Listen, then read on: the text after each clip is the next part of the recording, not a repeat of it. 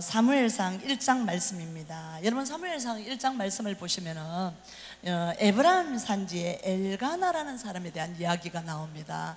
엘가나는 레위 지파의 사람이에요. 그런데 그에게는 두 아내가 있었는데, 1장 2절에 두 아내가 있었는데 한나와 브닌나라는 두 아내가 있습니다. 여러분이 잘 알고 있는 것처럼 브닌나에게는 자식이 여러 명이 있는데, 한 명은 아닌 것 같아요. 여러 명이 있는데 한나에게는 하나님께서 자녀를 허락하지 않았더라 라고 얘기를 하고 있습니다.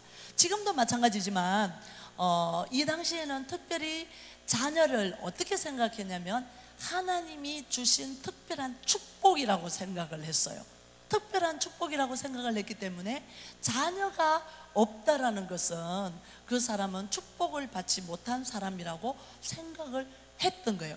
지금은 그 관념이 전혀 다르지만 이 당시에는 그렇게 생각을 하고 있던 차이기 때문에 이 브닌나는 자녀가 있고 한나가 자녀가 없는 것 때문에 이 갈등이 너무너무 심했다라는 거죠. 자, 3절에 보니까 이 사람이 엘가나와 한나와 브닌나와 자녀들이 매년 자기 성읍에서 나와서 실로에 올라가서 만군의 여호와께 예배하며 제사를 드렸는데, 만군의 여호와 앞에 매년 제사를 드렸어요. 여러분들이 매주 와서 이렇게 주일날 예배를 드리는 것처럼 이들이 경건했던 사람인 것을 우리가 발견할 수 있어요. 하나님 앞에 경건하게 그 속죄 제물을 드리면서 예배를 드렸던 사람인 것을 우리가 기억할 수가 있습니다. 그런데 제가 오늘 홈리와 비느하스와 엘리 얘기는 안 하려고 해요. 한나 이야기만 하려고 합니다. 이 이야기를 집중하시고 하나님이 어떤 사람을 쓰시겠느냐, 하나님이 어떤 사람을 축복하시겠느냐, 하나님이라면 내가 어떤 사람이 되어야 축복을 거머쥐는 사람이 되겠느냐, 그리고 이 세상에서도 승리하는 생활, 성공하는 사람이 되겠느냐, 오늘 비결이 여기 다 나와요. 여러분들이 집중하시기를 바랍니다.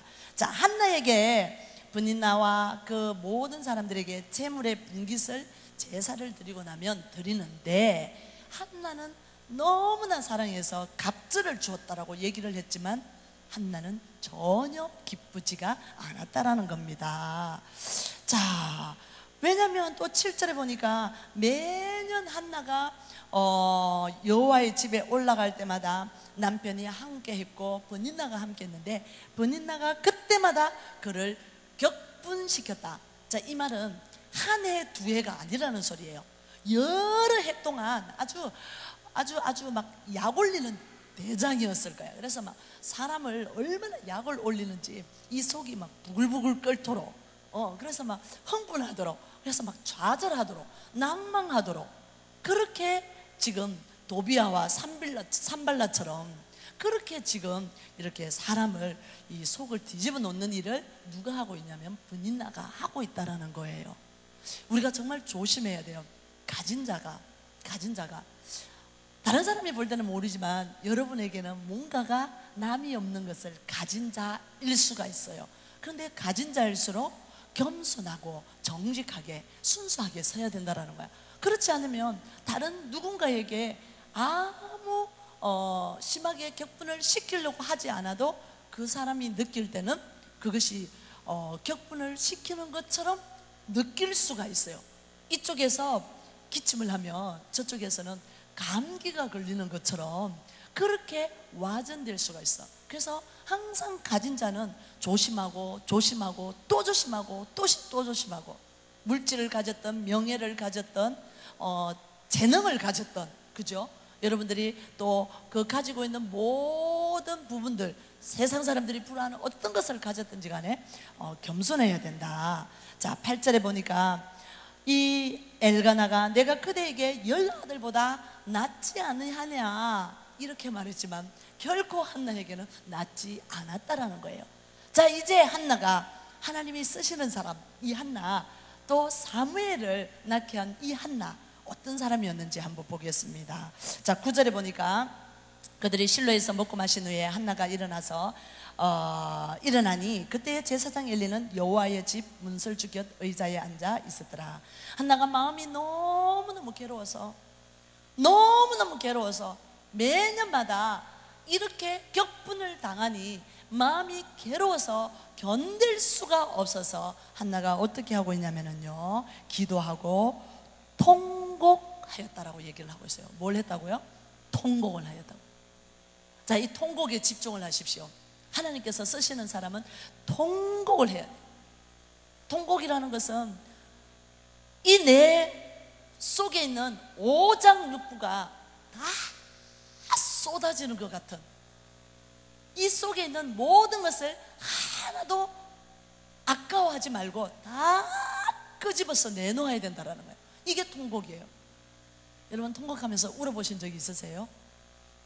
저도 인생을 살면서 한 3-4번 그렇게 울어본 적이 있는데, 정말 그 통곡을 할 때는 내가 멈추고 싶은데, 이 울음을 멈추고 싶은데 고장난 수도꼭지처럼 물이 계속 콸콸콸콸 나오는 것처럼, 막을 수가 없는 것처럼 그냥 이렇게 나오는 게 통곡이에요.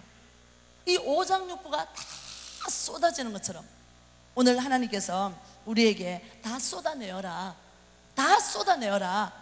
그리고 열정적으로 주님 앞에 부르짖고 열정적으로 매달리라는 거예요. 여러분, 인생을 살아가면서 하나님이 어떤 사람을 쓰시겠어요? 열정적인 사람을 쓰십니다. 미지근한 사람은 절대로 사용하지 않으십니다. 하나님 앞에 열정적으로 야곱이 했던 것처럼, 주여 내게 축복하지 않으시면 내가 절대로 놓지 않겠습니다. 환도뼈가 부러지는 한이 있더라도 잡고 매달리는 사람, 그 열정, 그게 다 쏟아내는 거예요. 내 속에 더러운 것이나 내 속에 사사로운 것, 내 속에 이기심 한 개도 남겨두지 말고 내 속에 있는 모든 것을 아까워하지 마시고 모두 다 쏟아내라. 내가 가지고 있는 것은 결국은 분토만도 못하다고 얘기하고 있어요. 분토만도 못한 거예요. 내가 가지고 있는 재산이 어마어마한 것처럼, 내 인생을 바꿔놓을 것처럼 보일지도 몰라요. 내가 갖고 있는 그 권위나 명예가 이 세상을 뒤집어 놓는 것처럼 그렇게 보일지도 몰라요.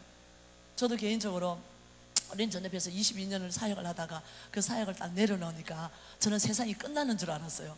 근데 한 달이 지났는데도 세상이 하나도 안 끝나더라고요. 안 끝나요. 아무 일도 없어요. 그리고 하나님은 또 다른 계획들을, 제가 기도하면서 하나님 8월 말까지 하나님 사인을 보여주세요 라고 기도했는데, 막 어제 너무 많은 사인이 와가지고 제가 막 정신을 못 차릴 정도로 막 사인이 엄청 와갖고 어제 잠을 한숨도 못 잤어요. 오늘 설교 때문에 잠을 못 잔 게 아니라 하나님이 막 어마어마한 사인을 계속 주셔가지고 제가 막 흥분해서 잠을 못 잤는데, 여러분 한번 보십시오. 쏟아내라는 거예요. 아까워하지 말라는 거예요. 내가 거머쥐고 있는 거 내려놓으라는 거예요. 부모님이 이렇게 뭔가를 아이에게 줄 때 이 거머쥔 것이 있으면 요만큼밖에 못 받아요. 이것을 다 펼쳐야, 손을 완전히 펼쳐야 하나님 앞에 어마어마한 것을 거머쥘 수가 있다는 거예요. 다 쏟아내라고 이야기하고 있습니다. 자, 한나가 하나님 앞에 기도 응답을 받는 비결, 첫 번째, 통곡했어요. 여러분이 이 세상을 살아가면서 승리할 수 있는 비결, 하나님 앞에 통곡하세요. 응답 받을 때까지 통곡하세요. 거머쥐지 마시고 다 쏟아내는 그런 은혜가 우리에게 있기를 축복합니다. 자, 두 번째예요. 11절에 뭐라고 얘기하고 있습니까? 11절 한번 읽어볼까요? 자, 시작. 서원하여 이르되 만군의 여호와여, 만일 주의 여종을 고통을 돌보시고 나를 기억하사 주의 요정을 잊지 아니하시고 주의 여종에게 아들을 주시면 내가 그의 평생에 그를 여호와께 드리고 삭도를 그의 머리에 대지 아니하겠나이다 라고 얘기를 하고 있어요. 자, 두 번째 비결은 뭐냐면 서원했어요. 서원했어요. 여러분들이 또 서원을 잘못 생각을 하시면 안 돼요. 어렸을 때 우리가 부흥회를 가면, 기도원에 가면 막 서원 기도를 시키잖아요. 그러면 막 선교사로 헌신하겠습니다. 그리고 나중에 목사가 되겠습니다. 그리고 나중에 어른이 되어가면서 하나님 그 목사 안 하면 안 될까요? 선교사 안 하면 안 될까요? 그 물러주시면 안 돼요? 그게 서원이 아니에요. 나의 정말 이 모든 것을, 나의 일생을 주님 앞에 바치기로 작정하는 거, 이게 서원이에요. 꼭 목사가 안 돼도 돼요. 꼭 선교사가 안 돼도 돼요. 다 목사가 되고 다 선교사가 되면 이 땅에 평신 들어서 이 땅을 지킬 사람이 하나도 없잖아요, 그죠? 사역을 할 사람이 이런 역할을 하고 저런 역할을 해야 돼요. 각자의 역할을 하는데 나의 일생을 주님 앞에 드리기로 헌신하는 거, 이게 서원이에요. 자, 서원이라는 것은 목표를 세워야 됩니다. 목적을 가져야 돼요. 목표를 세워놓고 그 목적을 향하여서 달려가는 게 서원이에요. 여러분, 이 목표를 설정하고 움직이는 사람과 목표가 없이 인생을 살아가는 사람은 결과가 완전히 달라집니다. 완전히 달라져요. 올림픽에 출전할 대표 선수들이 정말 온몸이 바스라지도록 그들이 운동을 하지 않습니까? 김연아 선수도 1년에 7,000번을 엉덩방아를 찢는답니다. 엉덩방아를 7,000번을 7,000번을 넘어지고 일어서고 넘어지고 일어서고 넘어지고 일어서고 7,000번을 넘어지고 일어서요. 왜 그럴까요? 그의 관절은 그의 뼈 마디마디는 성황봇이 한 개도 없다라고 알고 있어요. 밤마다 잠잘 때마다 온몸이 이 고통을 당한다고 얘기를 하고 있어요. 그 영예 뒤에 그런 어마어마한 것들이 있어. 그러나 그가 금메달을 목표를 가지고 7,000번이 넘어지는 것도 전혀 그에게는 아픈 게 아니라는 거예요. 목표가 있기 때문에. 여러분, 인생을 살아가면서 우리에게 분명한 목표가 있어야 돼요. 우리 자녀들에게, 우리 다음 세대에게 분명한 목표가 있어야 그것이 우리의 분명한 나아갈 바가 된다는 거예요.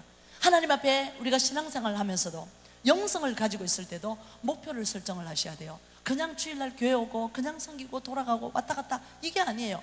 주님 앞에, 주님과 나와 항상 신앙은, 영성은 하나님과 나와 1:1 관계예요. 구원도 하나님과 나와 1:1 관계고 영성도 1:1 관계예요. 남편이 영성이 뛰어나다고 해서 내 영성이 업그레이드 되는 게 아니라는 거예요. 내 영성이 탁월하다고 내 자녀의 영성이 같이 덩달아 탁월하지 않다라는 거예요. 그래서 반드시 여러분들은 신앙생활을 하든 그 다음에 직장생활을 하든 가정생활을 하든 뭘 해야 된다? 목표를 설정을 하셔야 된다는 거예요. 이게 서원입니다. 자, 그런데 이 여자가 뭐라고 말합니까? 만군의 여호와 하나님, 주의 여종의 고통을 돌보시라고, 내 고통을 좀 봐달라고. 하나님, 내가 너무너무 괴롭고 힘드니 나를 돌봐주세요. 그리고 나를 기억하세요. 하나님, 나를 기억해 주세요. 하나님, 내 이름을 기억해 주세요. 내 얼굴을 기억해 주세요. 내 기도 제목을 기억해 주세요. 그리고 나를 잊지 말아 주세요. 똑같은 말이에요. 계속 반복적으로 얘기하고 있어요. 하나님, 나를 돌봐주세요. 나를 기억해 주세요. 나를 잊지 말아 주세요. 저도 부흥회할 때 아이들에게 기도할 때 통성으로 아이들에게 이런 기도를 시켜요. 하나님, 제가 여기 있습니다. 저예요. 하나님, 제가 여기 있어요. 저를 지켜봐 주세요. 이렇게 기도를 합니다.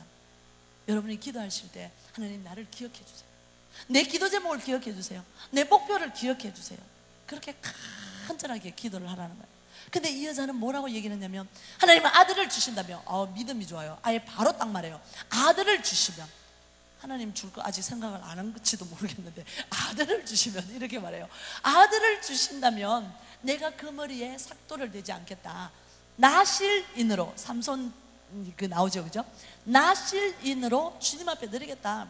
내가 아들을 구하는 것은 번인나와 경쟁하기 위해서, 그리고 내 욕심을 채우기 위해서 하나님 앞에 소원하는 것이 아니다. 그리고 이 기도를 드릴 때 하나님 중심적인 기도를 드리는 거예요. 하나님이 뭘 기뻐하실까? 하나님이 나의 어떤 기도를 듣기를 원하실까? 하나님, 내가 잘 먹고 내가 잘 살기 위해서 기도하는 것이 아니라 그건 결코 부질없는 것이에요. 하나님의 영광되는 것, 하나님의 이름이 높아지는 것, 이게 우리의 기도 제목이 되어야 된다는 거예요. 자, 두 번째 기도 제목이 뭐예요? 서원해야 돼요. 서원하면서 기도했어요. 목표를 정해서 하나님이 뭘 기뻐하실까? 하나님께서 원하시는 그런 중심적인 기도를 하시라고 얘기하고 있습니다. 자, 12절에 보겠습니다. 같이 읽겠습니다. 시작. 그가 여호와 앞에 오래 기도하는 동안에 엘리가 그의 입을 주목한즉 말했어요. 자, 기도를 할 때 어떻게 기도하라고요? 세 번째, 오래 기도하세요. 얼마만큼 오래요? 얼마만큼 오래요? 응답 받을 때까지 오래요. 오래 기도해요. 오래 기도해야 돼. 재밌는 기도에 대한 책자에 보면 그런 얘기가 있어요. 하나님이 7번째 응답하려고 그랬는데 6번 기도하다가 아닌게벼 그러고 돌아온다는 거예요. 한 번만 더 기도했으면 응답 받았을 텐데.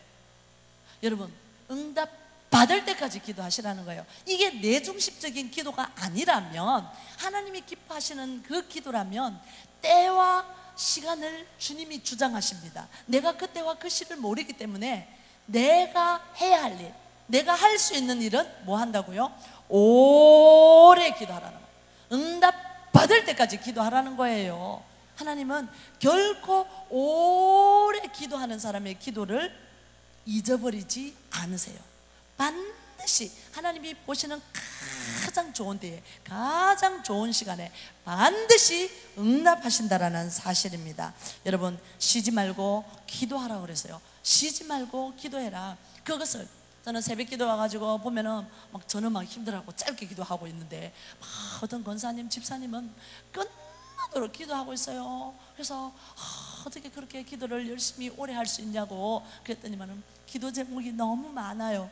기도 제목이 너무 많다는 거예요. 여러분, 매달리세요. 여러분, 매달리세요. 하나님 앞에 오래 기도하십시오. 하나님은 반드시 여러분을 기억하시고 돌보시고 나를 버리지 않으시고 내 기도에 집중하고 계신 분이십니다. 오래 기도하면 반드시 성취됩니다. 우리 가족의 구원을 놓고 기도하는 것이 얼마나 어려운지 몰라요. 제가 어제도 어떤 성도하고 얘기를 하는데, 정말 새신자는 오히려 전도하기가 좋은데 10년 지기, 20년 지기, 30년 지기 친구는 전도하기가 너무 어렵다라는 거야.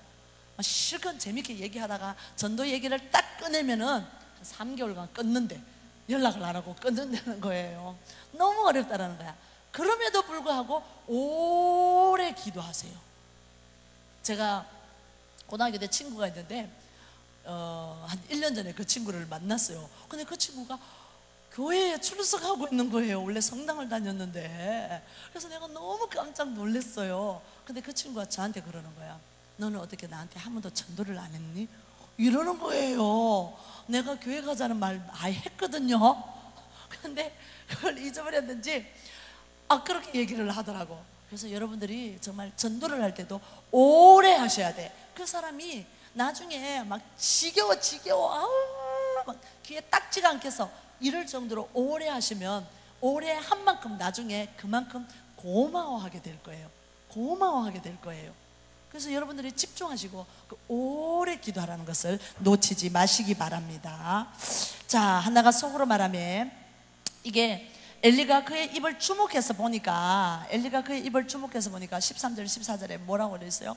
입술만 움직이고 음성은 들리지 아니하므로. 엘리가 볼 때 술 취한 사람처럼 보였다는 거예요. 그죠?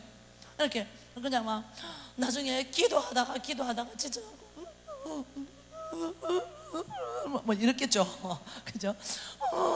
흐느끼면서 이러니까 다른 사람이 볼 때는 뭐처럼 보이냐면은 술주정하는 것처럼, 술주정하고 혼자서 그냥 얼굴 하는 것처럼 그렇게 보이는 거야. 그러니까 14절에 엘리가 그에게 이르되 너가 언제까지 취하여 있겠느냐 이러면서 야단을 치기 시작하는 거예요. 당장 끊어라. 당장 포도주를 끊어라.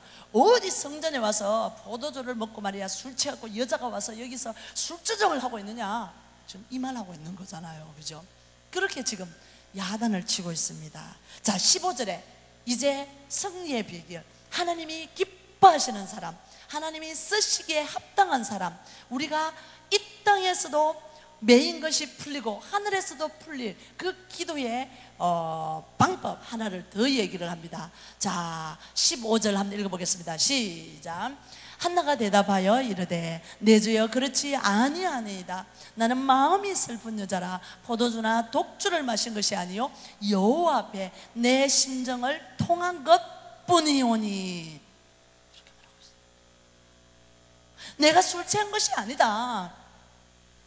금방지게 말하지 않았어요. 겸손하게 내 주여 엘리 선지자여, 제가 술이 취해서 여기 술주정하고 있는 것이 아닙니다. 제가 마음이 너무 너무너무 슬퍼서, 마음이 너무너무 슬퍼서 감당할 수가 없어서, 자, 누구 앞에 심정을 통한다고요? 여호와 앞에. 전지하신 모든 것을 속속들이 다 알고 있는 전지하신 여호와 하나님 앞에 다 이야기하고 있는 중이라고 말하고 있어요. 전능하신 하나님 앞에 모든 것을 알 뿐만 아니라 그것을 해결할 수 있는 유일하신 분, 그 여호와 앞에 내 심정을 지금 말하고 있는 것이다. 여러분, 어려운 일이 생겼어요. 힘든 일이 생겼어요. 괴로운 일이 생겼어요. 도저히 해결할 수 없는, 옆도 막히고 뒤도 막히고 앞도 막히고 사방이 꼭꼭 막혀서 도저히 내가 정말, 지난주에 자살하지 말자고 그랬는데 자살 충동까지 갈 정도로 이런 상황에 빠져보신 적이 있으세요? 자, 그러면 여러분, 이런 어려운 지경에 빠졌을 때, 이런 힘든 지경에 빠졌을 때 여러분 제일 먼저 어떤 일을 하세요? 어떻게 하세요? 자, 돈이 궁색해졌어요. 어떻게 하시겠어요? 나에게 큰 병이 왔어요. 어떻게 하시겠어요? 이 사람 저 사람에게 전화하십니까? 형제에게 전화합니까? 나랑 가장 친한 사람에게 전화해서 큰일 났어 큰일 났어 그러고 막 우십니까? 아니면은 안 믿는 사람들은 막 나가가지고 막 쇼핑을 하죠, 그죠? 그러고 막 되는 대로 다 주워 사죠. 막 쇼핑백을 한 열 몇 개 들고 들어오죠, 그죠? 드라마를 보면. 그리고 남자들은 가고 막 술을 마시고, 또 어떤 사람은 막 한강변이나 막 그 저기 뭐야 해변이나 가가지고 막 큰 소리로 그리고 고함을 지르고, 어떤 사람은 막 입을 뒤집어 쓰고, 그죠? 막 엉엉 울고, 뭐 이런 여러 부류가 있겠죠. 어떤 사람은 혼자 꾹꾹 참으면서 그냥 이빨을 깨물면서, 왜 나에게 이런 일을 주시냐, 왜 하필이면 나에게 이런 일을 주시냐, 이거 너무 얼토당토 않다, 어떻게 하나님이 살아계시다면 나에게 이럴 수가 있냐, 원망하고 계시냐, 이 소리예요. 목사님을 찾아가서 내가 1억이 급한데 목사님 찾아가고 1억 좀 주십시오. 줄 수 없어요. 옆 사람도 아무도 안 줄 거예요. 내가 아픈데 누구를 찾아가겠어? 의사에게 막 무릎 꿇고 막 싹싹 빈다고 그 문제가 해결되는 게 아니라는 거예요. 번지수를 잘 찾아가야 된다. 번지수를 정확하게 찾아가야 된다라는 거예요. 현명하시기를 바랍니다. 자, 여러분, 누구를 찾아가야 된다고요? 여호와를. 여호와 하나님, 전능하신 하나님, 나를 속속들이 만드시고 나를 속속들이 아시고 나의 세부적인 것까지 구체적으로 터치하시고 응답하실 수 있는, 그 문제를 해결하실 수 있는 유일하신 누구를 찾으라고요? 여호와 하나님 앞에 찾아가라는 거예요. 다른 사람을 찾지 말고 하나님께 찾아가서, 하나님이 해결해 주실 수 있습니다. 하나님이 해결해 주세요. 하나님이 해결해 주세요. 그렇게 매달리라고 얘기를 하고 있습니다. 여러분, 사업에 어려울 때도 하나님을 찾아가세요. 건강에 어려움이 있을 때 하나님을 찾아가세요. 그리고 여러분, 억울한 일을 당했을 때, 힘든 일을 당했을 때, 정말 난감한 일을 당했을 때, 정말 너무 슬픈 일을 당했을 때 한나처럼 누구를 찾으라고요? 여호와 하나님 앞에 와서 내 심정을 전부 다 통하라라고 말하고 있습니다. 자, 이제 제가 세 가지를 얘기했어요. 세 가지를 얘기를 했어요. 자, 뭐예요? 예? 통곡하면서, 안 보고 외워야지. 자, 어떻게 기도하라고요? 통곡하면서 기도하라고 그랬습니다. 내 속에 있는 다 모든 것을 쏟아내라고 말했어요, 하나님 앞에. 자, 그 다음에 두 번째는 어떻게 하라고요? 서원하면서 기도하라고 그랬습니다. 자, 세 번째는요? 예? 오래 할 때는 그냥 오래 이렇게 말하지 마세요. 완전 이거 교육적인 효과도 있습니다. 오래 기도하십시오. 막 이제 오래 쥐어 짤면서 참기름도 한 방울, 마지막 한 방울까지 오래 짜라야 돼. 오래 기도하시기를 바랍니다. 자, 그 다음에 어떻게 하라고요? 여호와 앞에 와서 기도하라고 얘기를 하고 있습니다. 하나님이 반드시 응답하십니다. 반드시 응답하세요. 사업을 할 때도 이런 정신을 가지고 하면 반드시 응답됩니다. 기도를 할 때 이렇게 한다면 반드시 응답됩니다. 전도를 할 때도 이렇게 하면, 전도를 할 때 오래 하십시오. 그 사람을 향해서 통곡하면서, 그 사람을 향하여서 서원하면서, 그 사람의 이름을 하나님 앞에 울부짖으면서, 하나님 말을 안 들어요, 내 말을 안 들어요, 그렇게 하나님한테 일러 바쳐가면서 그렇게 기도를 하시라는 소리예요. 자, 그랬더니 16절에 당신의 여종을 악한 여자로 여기지 마시옵소서. 내가 지금까지 말한 것은 나의 너무 원통함과 나의 격분됨이 너무 많기 때문입니다 라고 말하고 있어요. 그러면서 17절에 그 이야기를 듣 엘리가 뭐라고 말합니까? 엘리가 대답하여 이르되 평안히 가라, 평안히 가라. 이스라엘의 하나님이, 너의 하나님이, 전지전능하신 하나님이 내가 기도하여 구한 것을 허락하시기를 원하노라, 이렇게 말했어요. 너가 기도한 것 반드시 응답하신다, 너가 기도한 것 반드시 허락하신다. 지금 바로 하나님 마음에 흡족하여서 지금 허락하신다 라는 것을 이야기를 다 해줍니다. 자, 근데 그 다음이 중요해요. 그 다음이 중요해요. 여기까지는 우리가 또 흉내를 낼 수 있고 그 중에 몇 개는 우리가 할 수 있는 게 있을 수도 있어요. 그 다음에 18절입니다 18절을 한번 읽어볼까요? 자, 시작.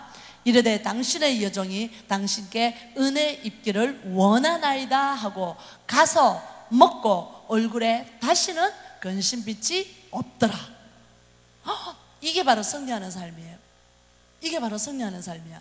자, 엘리가 말하기를, 하나님을 대변해서 말하기를, 가라, 너 기도가 응답받았다, 이제 하나님이 허락하신다, 가라 라고 말했어요. 자, 그러자 이 여자가 하는 말이, 당신의 여종이 제가 당신께 은혜 있기를 원합니다. 하나님, 나는 자격이 없는 자인 것을 압니다. 정말 자격이 손톱만큼도 눈끝만큼도 없는 자인 것을 내가 고백합니다. 내가 나를 압니다. 내 꼴을 내가 압니다. 내 주제를 내가 압니다. 그래서 나에게 필요한 것은 은혜밖에 없어요. 주님의 은혜밖에 없어요. 주님의 은혜가 아니고서는 1분 1초를 이 자리에 서 있을 수 있는 사람 한 사람도 없지 않습니까? 은혜 있기를 원합니다. 주님 앞에 여러분 기도하셔야 돼요. 하나님, 나는 자격이 없지만 주님의 은혜로 말미암아 내가 찬양하고 지금 행동하고 있습니다. 하나님, 은혜를 부어주옵소서, 은혜를 부어주옵소서. 그렇게 기도하셔야 돼요. 자, 그렇게 기도를 딱 하고 났는데 이 여자가 얼마나 대단한 믿음과 하나님에 대한 100% 전적인 신뢰가 있는지를 보십시오. 가서, 그 말을 딱 하고 나서 가서, 지금까지 금식하며 기도했거든요. 그 다음에 한 일이 뭐예요? 이제 더 이상 금식할 필요가 있어요, 없어요? 없어요. 응답하셨으니까. 그죠? 다윗하고 똑같습니다. 아, 솔로몬하고 똑같아요. 그래서 막 먹었어요. 막 먹었어요. 그죠? 먹고 얼굴에 다시는 근심빛이 없더라. 보통 애들도 이런 말을 잘합니다. 엄마 나한테 이제 엄마가 예를 들어서 10,000원을 준다고 말했어요. 그러면 애가 너무 깜짝 놀라는 거야. 10,000원을? 이러면서 뭐라고 얘기해요? 엄마 진짜 주실 거죠? 10,000원이 너무 약하나? 100만 원 얘기해야 좀 이렇게 되게 돼. 자, 100만 원 합시다. 그러면 엄마 진짜 주실 거죠? 그래, 내가 8월 말까지 줄게. 그러면 이 아이가 감사합니다, 감사합니다 또 돌아가면서 그래도 미심쩍은 거야. 엄마 진짜 주실 거죠? 8월 31일 날 꼭 주셔야 돼요. 꼭 주셔야 돼요. 알았어, 그날 개돈 타는 날이니까 줄게. 그러면 이 아이가 막 기뻐하면서 가가지고 또 물어보는 거예요. 엄마 진짜 주실 거죠? 이게 우리의 모습이에요. 주면 주는 거지. 나중에는 엄마가 화가 나요. 너 주려는 거 취소할 거야, 막 이렇게 나올 수가 있어요. 그죠? 우리는 이렇다라는 거야. 내 믿음이 너무 연약해서 하나님께 기도하고 간구했으면 받은 줄로 알고 아멘 하고 가서 먹고 얼굴에 근심빛이 없어야 되는데, 진짜 주실 거 맞아요? 하나님 정말 맞아요? 하나님 진짜 맞아요? 이게 우리의 연약한 모습이라는 거예요. 여러분들이 제가 하나님의 자녀라면, 하나님께 통곡했다면, 하나님께 서원했다면, 하나님께 오래 기도했다면, 그리고 하나님께 기도했다면 어떻게 하라고요? 얼굴빛이 근심빛이 없어야 된다는 거예요. 근심빛이 없어야 된다는 거예요. 그렇게 하시기로 작정하시겠어요? 자, 그래서 하나님께서 응답을 하십니다. 20절에 하나님께서 때가 이름에 아들을 낳아 사무엘, 죄송합니다. 흥분했나 보네 내가. 사무엘을 주셨어요. 사무엘의 뜻이 뭐예요? 내가 여호와께 그를 구하였다. 내가 여호와께 그를 구하였다, 이런 뜻입니다. 사무엘이 하나님 앞에 얼마나 멋지게 쓰임 받았는지, 전 3장 20절 말씀을 보시면 3장 19절 말씀을 보시면, 개인적으로 제가 강의하면서 항상 기도하는 제목이 이거예요. 사무엘이 자라매 여호와께서 그와 함께 계셔서 그의 말이 하나도 땅에 떨어지지 않게 하셨다, 이 말씀이에요. 하나님이 그 어린 사무엘에게 영적 권위를 주셨어요. 왜 이런 아이가 자랄 수 있겠어요? 왜 이런 아이가 키워질 수 있었어요? 왜 이런 다음 세대가 준비될 수 있었죠? 한나의 기도예요. 한나의 기도예요. 모세가 어떻게 나올 수 있었죠? 그 엄마가 그렇게 기도했기 때문이에요. 그렇게 똑같이 기도해요. 이 성경 속에 있는, 성경 속의 인물들이 하나님 앞에 그렇게 기도를 했기 때문에 하나님께서 그렇게 기도에 응답을 하셨습니다.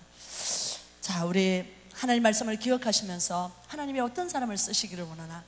통곡하는 사람, 서운한 사람, 오래 기도한 사람, 여호와 앞에, 그리고 다시는 근심빛이 없어 하나님을 확신하는 사람, 하나님께 영광 돌리는 사람, 그 사람의 기도를 받으시기를 원하신다는 사실을 기억하면서 오늘도 작정하는 오늘 하루가 되시기를 축복합니다.